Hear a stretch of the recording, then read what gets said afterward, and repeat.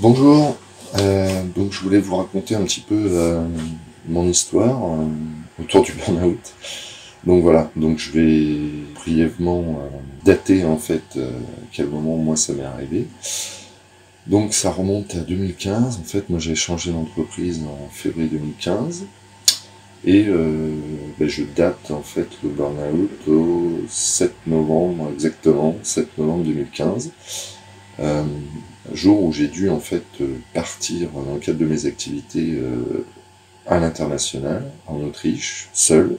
Et donc à cette date-là, j'avais déjà fait beaucoup de choses en fait dans mon entreprise pour développer une activité qui en fait était laissée euh, lettre morte jusqu'à ce que j'arrive, et donc qui pour lequel finalement il y avait tout à faire. Voilà, je devais partir donc à l'international et prendre l'avion en cette date du 7 novembre. Et là, j'ai eu on était réunis en fait en famille à la maison, et j'ai eu au moment de partir finalement une grosse crise d'angoisse, euh, une sensation d'isolement, de une sensation d'être seul au monde, et de perdre finalement, comme si j'allais un petit peu à l'abattoir et que j'allais perdre tout ce que j'avais. Donc c'est vraiment c'est vraiment très particulier. Et donc ce qui a, pour l'anecdote, c'est que je suis rentré le 13 novembre 2015, donc j'étais très content de rentrer. Bon, ça s'est bien passé, sur une semaine en fait, tout s'est très bien passé. C'était en fait ma première expérience seule à l'international, donc avec on se débrouillait et parler en anglais. Dans le cadre d'une réunion, d'un séminaire international, donc avec beaucoup de pays représentés. Et donc moi, je représentais finalement la France dans ce cadre-là. Et je suis rentré, donc ce qui est rigolo, c'est que je suis rentré le 13 novembre, le jour des attentats, et finalement j'avais pensé à ça au retour dans l'avion. Donc c'est pour vous donner l'anecdote un petit peu. Finalement, je date à cet endroit-là parce que j'ai un petit peu réalisé après coup, donc les années qui ont suivi, que ça a été le point de départ de tout un tas de symptômes que j'ai eus. En fait, donc je vais pas détailler voilà, mes activités, mon travail, le pourquoi du comment, mais en fait, donc c'est vraiment la perte de sens dans mon travail, qui était quand même, comme je suis quelqu'un de perfectionniste et de sérieux, j'ai toujours beaucoup consacré à mon travail, euh, qui m'a finalement fait complètement disjoncter mon cerveau, hein, on peut en parler en termes comme ça, c'est une forme de court-circuit du cerveau. Et en fait, je me suis rendu compte aussi que c'était la convergence de plusieurs stress ou plusieurs angoisses que j'avais, qui sont cristallisées donc avec le travail, qui était le fait que je me rende compte que la société se délite, et donc qu'en fait ça allait être compliqué à l'avenir. Voilà, enfin je vous le dis comme je pense, que ça allait être compliqué pour de se sentir bien finalement dans cette société, parce que une société de plus en plus individualiste, des problèmes montants et non résolus. Donc on parle, allez, vite fait, je vous parle des préoccupations que j'avais, c'est l'écologie, le communautarisme et ses conséquences, c'est-à-dire le terrorisme. Euh, on peut en dévier un peu du sujet, mais c'est important d'expliquer en fait ce que moi j'ai vécu et pourquoi en fait ça a été aussi intense. C'est que donc ça a été la convergence que dans tous ces domaines-là, donc que ce soit l'aspect social, l'aspect écologique, le travail, y compris même, on peut dire un petit peu ma vie de famille, tout partait, tout se délitait. Et donc au bout d'un moment, moi, je l'ai perçu comme en fait un délitement finalement de tout mon environnement. Et donc comme une forme de Big Bang, d'explosion, des émotions, donc voilà. Donc si on peut parler après, maintenant, on peut rentrer un peu plus dans le sujet. Au niveau de l'intensité, donc moi, ce que j'ai eu, je l'ai noté parce que, donc, les pertes de mémoire, donc, oublier des rendez-vous, ne plus se rappeler de choses simples, que ce soit à titre privé ou professionnel, difficulté pour agir à réaliser des tâches simples. Donc je prends un exemple, faire la cuisine, j'en avais plus l'envie, j'en avais plus la force, le courage, par exemple aller faire des courses, le soir après le travail, donc il fallait vraiment que je me motive, c'est une énorme démotivation qui vous tombe dessus. C'est en fait tout s'arrête. Vous êtes en plein badin sur toutes vos activités, que ce soit à titre perso, à titre professionnel. Moi, j'ai une maison où je dois faire, j'ai des travaux à faire, voilà, au travail, j'avais énormément de tâches à accomplir. Et en fait, je me suis mis une pression de malade qui a causé en fait un stress permanent, même en absence finalement de sollicitation, de stress extérieur. Ou la moindre petite phrase au travail qui génère un petit stress, tout de suite chez moi, ça avait généré de l'agressivité, allant jusqu'au cynisme en fait. C'est-à-dire qu'on devient cynique. On espère même que je veux dire que tout va merder dans l'entreprise. On rêve enfin moi personnellement, je rêvais de révolution sociale, presque voilà, l'aspect cynique, c'est de dire on arrive presque à vouloir que tout s'effondre autour de nous, puisque de toute façon on perçoit, c'est une perception, c'est pas vraiment la réalité, mais on perçoit qu'il y a un délitement de la société et que finalement tout est foutu. Et ben on devient cynique parce que et ben, en fait globalement on ne croit plus à rien. Et donc on ne fait plus confiance finalement à l'humanité pour résoudre les problèmes. Donc on fait plus confiance à son prochain. Donc ça va très loin. Je veux dire, quand on marque l'intensité. Et donc finalement, les conséquences de tout ça, c'est un repli sur soi-même. C'est le fait de ne plus avoir envie d'appeler des amis en disant ouais lui bon. Ok, c'est un ami, mais bon, voilà, toujours cet aspect cynique, dévalorisé, j'allais dire en permanence, une perte d'efficacité donc colossale. Donc même sur des moindres tâches. Donc en fait, moi, ce qui m'est arrivé, je l'ai daté en novembre 2015. Il a fallu attendre pratiquement 2017 avant que je redresse un peu la barre. Donc moi je me suis pas arrêté, je me suis pas mis en arrêt de travail parce que je considérais que j'étais au-dessus de tout, plus fort que ça. J'ai toujours eu ce courage, finalement c'est toujours cette volonté, mais qui m'est retombée dessus. C'est-à-dire qu'au bout d'un moment, mon corps a disjoncté. Hein. Donc j'ai perdu notamment 5 kilos entre 2015 et 2019.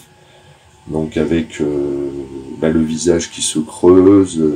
Alors par contre, au niveau, j'allais dire athlétique, finalement j'ai quand même un bénéfice de tout ça, même si j'avais quand même pris un rendez-vous avec des psychologues que j'ai vu 2 fois en fait. Donc une fois où je me suis complètement effondré, voilà, j'ai expliqué, en fait j'ai déballé, je voulais avoir une écoute que je n'avais pas. Finalement que ma femme ne pouvait pas avoir, puisque c'est très compliqué pour ma femme enfin elle me l'a dit, c'est très compliqué, moi j'aimerais bien t'aider, mais elle me dit je sais pas comment en fait, et elle fait beaucoup de choses, elle s'occupe des enfants, elle s'occupe voilà. Donc finalement le salut il vient déjà du constat qu'on peut faire soi-même, qu'on a un problème, que c'est pas de notre faute, que ça j'insiste, il faut pas culpabiliser.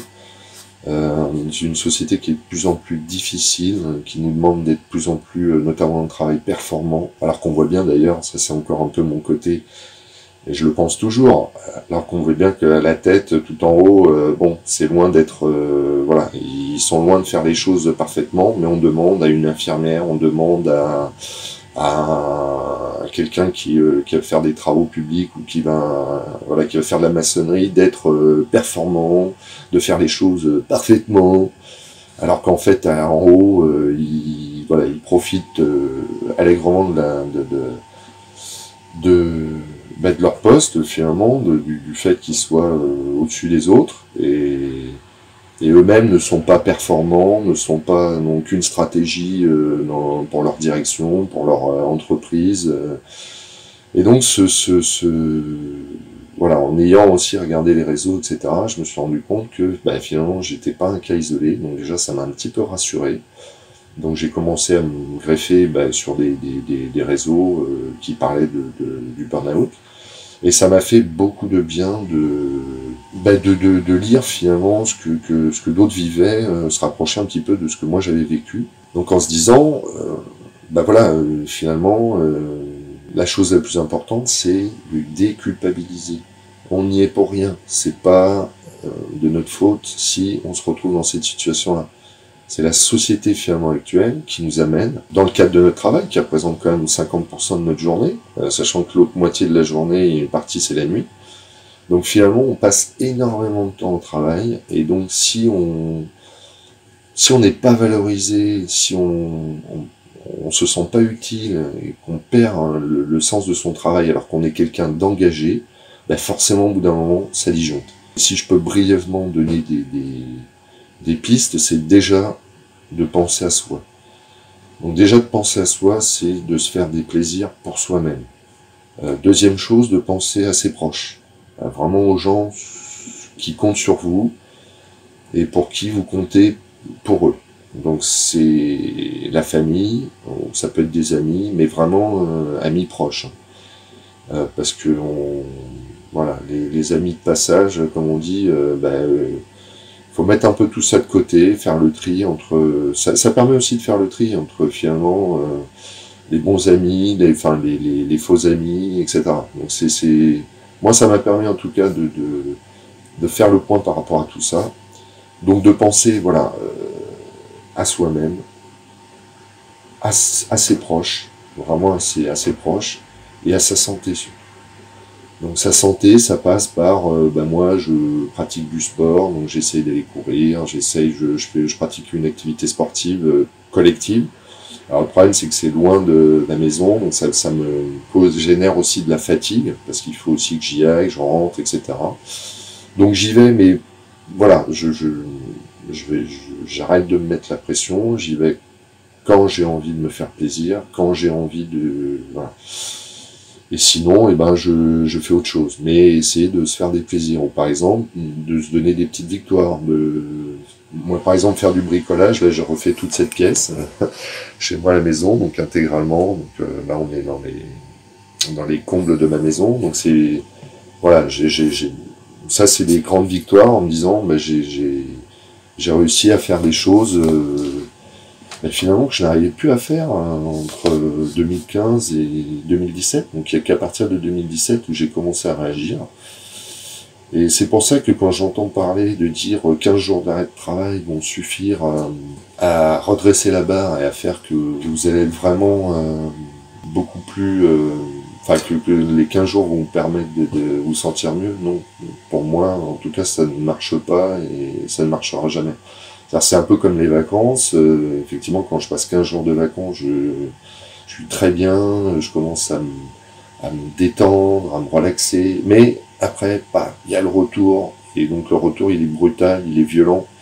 Donc en fait c'est plutôt c'est sur une longue durée qu'il faut le voir, et puis surtout pas se mettre justement de limite en disant tiens je vais m'arrêter 15 jours et puis ça va aller mieux. Non, parce que après on a été 15 jours absent par exemple du travail. Donc le regard de son travail sur notre absence va faire qu'au bout d'un moment, vous avez un certain nombre de personnes qui vont vous lâcher au travail, parce que c'est comme ça, parce que le boulot, il faut, finalement, on se ment, on est dans une forme de théâtre permanent, et donc on n'est pas dans la vraie vie bien réelle de ce qui nous arrive quand on n'est pas au travail. Je m'explique, quand on est en dehors, qu'on est avec ses enfants, qu'on partage un moment, là on vit les choses intensément et de manière relaxée parce que parce qu'on a confiance les uns envers les autres. Donc ce qu'on ne retrouve pas dans le cadre du travail. Et c'est quasiment dans tous les boulots. Donc il y a des gens qui le vivent bien parce que c'est des gens qui finalement soit ils n'ont pas ce regard permanent sur eux-mêmes ou sur leur utilité dans la société, ou qui peuvent être d'ailleurs égoïstes. Donc les égoïstes, ils vivent très bien en fait. Les gens qui pensent à eux-mêmes déjà, c'est des gens qui vivent très bien. Donc d'ailleurs c'est le comble, c'est comme un peu dire les gens qui travaillent dans le social, etc., sont toujours les moins bien lotis en termes de salaire, en termes de conditions, etc., alors que c'est eux qui finalement apportent quelque chose à la société.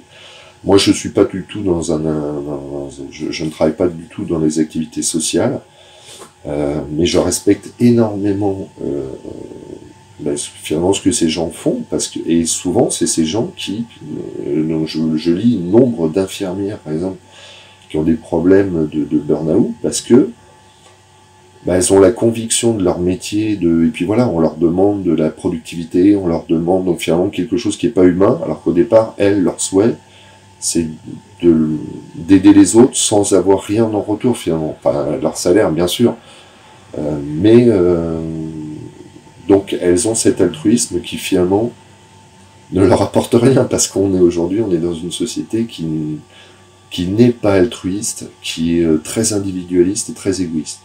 Donc voilà, si j'ai un message, c'est pensez à vous, détendez-vous, faites des choses qui vous font plaisir pour diminuer l'intensité de ce que vous pouvez subir. Donc, et les plaisirs, ça peut être des plaisirs très simples.